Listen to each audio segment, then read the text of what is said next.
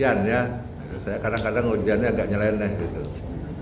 Manusia itu ada dua dimensi. Ada dimensi berfisik, ada dimensi berpikir. Yang bisa dipenjarakan tuh fisiknya, tidak berpikirnya. Kita kenal Soekarno, Mahatma Gandhi, Yasir Arafat, Nelson Mandela. Dipenjarakan bukan membuat dia makin kecil, tapi membuat dia makin hebat. Orang-orang yang saya sebutkan tadi tidak akan sehebat itu kalau tidak dipenjarakan. Nah, begitu kan? Nah, filial ini juga yang untuk itu. Fisik bisa dipenjarakan tapi tidak berpikirnya. Hamka itu kalau tidak dipenjara belum tentu bisa menyelesaikan tafsir Al-Azhar. Mokhtar Papahan itu dipenjara Tanjung Gusta ketika era Orde Baru melahirkan 12 buku. Andai kalau dia tidak dipenjarakan, belum tentu melahirkan itu. Nah, karena itu kata Pak Rudi tadi, penjara itu enak bagi orang yang berimprovisasi. Karena ketika dia di penjara, kesempatan dia untuk menunjukkan siapa dirinya. Yang kalau dia di luar penjara, mungkin dia nggak ada waktu untuk melaksanakan hal semacam itu. Nah, di luar hal-hal yang bersifat pengetahuan, keterampilan, sikap di sekolah filial itu, apakah anak itu diberi harapan untuk menjadi manusia hebat di masa depan? Karena manusia ini punya peluang untuk hebat dimanapun dia berada dan siapapun dia, gitu. Apakah ada di luar itu yang orang itu disugesti untuk menjadi manusia hebat di masa depan? Kira-kira seperti apa Pak Zul menjelaskan? Memang terpesona ya. Kupikir tadi dah jadi pertanyaan lagi. Baca nih ya. Terpesonanya kok.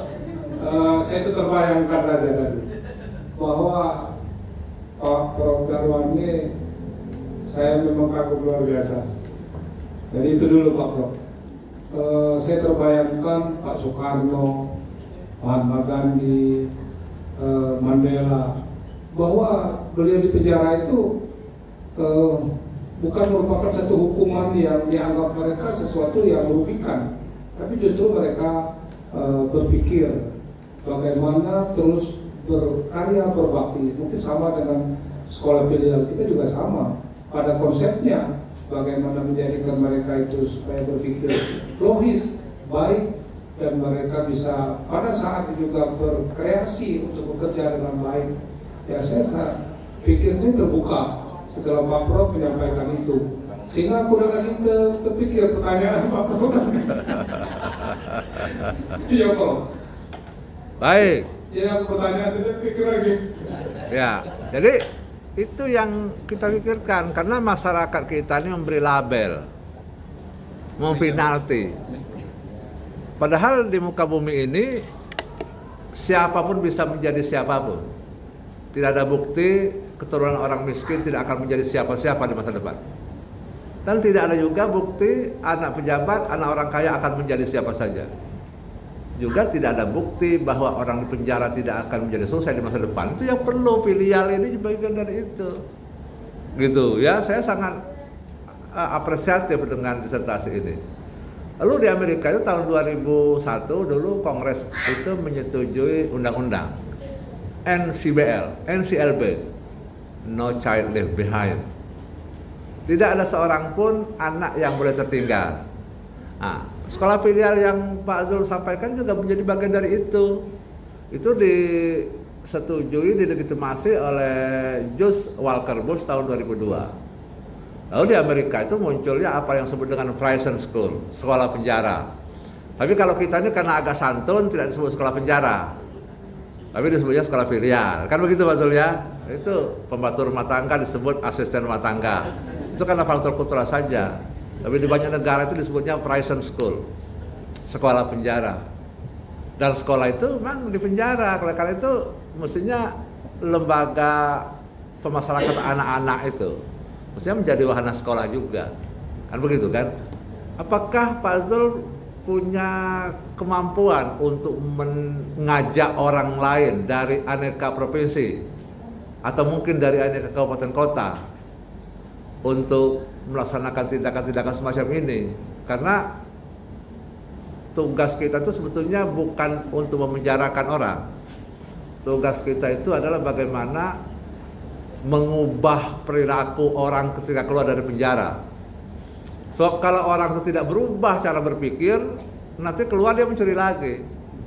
Kalau orang itu penjara karena memperkosa, cara di penjara tidak berubah cara berpikirnya, keluar memperkosa lagi.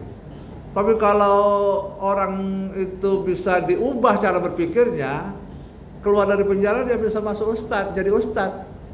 Nah, apakah ada guru yang kira-kira punya metodologi semacam itu untuk membius orang agar dia nanti ketika keluar dari penjara memang transformasi perilakunya itu benar-benar menjadi kenyataan? Pak Pastor punya gambaran? Iya Pak. Jadi saya yakin itu Pak. Ada itu guru yang mampu membius anak-anak sehingga pada waktu dia keluar memang dia sudah adanya perubahan yang luar biasa. Saya rasa itu pasti ada. Saya contohkan tadi, kenapa guru agama itu tadi setelah mereka ketemu di luar, mereka dengan begitu hormatnya dan artinya mereka begitu sayangnya, karena ini juga kemampuan daripada sang guru itu membius anak-anak itu. Apa yang disampaikan oleh Bapak tadi berkaitan dengan setelah saya selesai disertasi, adakah keberanian untuk mempromosikan atau menyampaikan ini dengan LPK atau dinas lain? Saya rasa saya bisa Pak, karena saya bisa lakukan dengan melakukan awal daripada gerakan. Misalnya saya dapat diskusi-diskusi baik dengan dinas pendidikan, dengan Kemenkumham atau ada lokakarya, sehingga ini tersebarkan kepada mereka. Dan ini bisa kita pertontonkan salah satu keberhasilan daripada di LPKA kita adanya sekolah selfie. Mungkin saya sangat optimis itu bisa dilakukan. Terima kasih. Baik, karena itu maka cara-cara kita melabeli orang itu mestinya dihilangkan. Karena orang itu selalu punya peluang bermutasi, bermigrasi. Kita ini misalnya nanti akan ada yang disertasi soal anak disleksial. Tafsir orang anak disleksial itu inklusi, ada benarnya juga. Karena ketika anak itu kelihatan agak aneh gitu lalu dilabeli, ini tidak akan berkembang di masa depan. Kan begitu kan? Dan itu yang dihapus dalam kerangka pendidikan itu. Joe Biden adalah presiden ke-46 Amerika. Dari 46 presiden Amerika itu 7 itu manusia disleksial. Einstein disleksial, Lee Kuan Yew disleksial. Kan begitu kan? Thomas Alva Edison disleksial, Tom Cruise disleksial. Gitu. Van Gogh disleksial. Jadi kita itu mohon maaf ini kalau melihat anak itu agak-agak aneh itu lalu dilabel Anda ini akan jadi sampah masyarakat. Padahal orang itu punya potensi. Albert Einstein tuh kalau ditanya tahun berapa, bulan berapa nggak ngerti dia. Payah dia mengingatnya itu. Tapi ketika ditanya rumus matematik yang rumit, dia hebat sekali. Nah, penamaan skala filial itu bagi saya menjadi sangat menguntungkan. Meskipun kalau dari sisi Undang-Undang Sidiknas, saya sebetulnya lebih suka menyebut pendidikan layanan khusus. Sebetulnya dari segi Undang-Undang Sidiknas, karena ada pendidikan formal biasa, ada pendidikan khusus atau PLB kalau kita ada pendidikan layanan khusus, ya, gitu. Nah, pendidikan layanan khusus agak-agak lebih keindonesiaan sesuai dengan amanat Undang-Undang Sidiknas.